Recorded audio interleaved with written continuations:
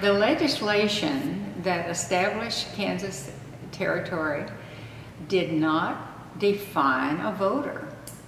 Of course, it was men that were the only voters at that particular time, but didn't define a voter in terms of how long you had to be here and if you had to claim land. There was just no definition.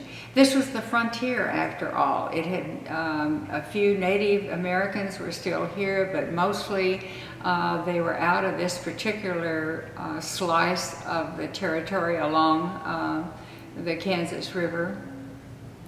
And they came here. The law and order was, and institutions were very lightly formed or newly formed.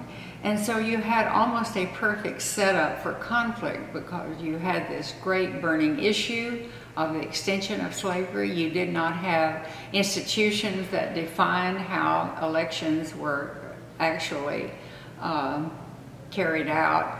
So the very first election, a lot of Missouri people came over and voted because they felt that this was their land also. And that, of course, infuriated particularly the New England leaders.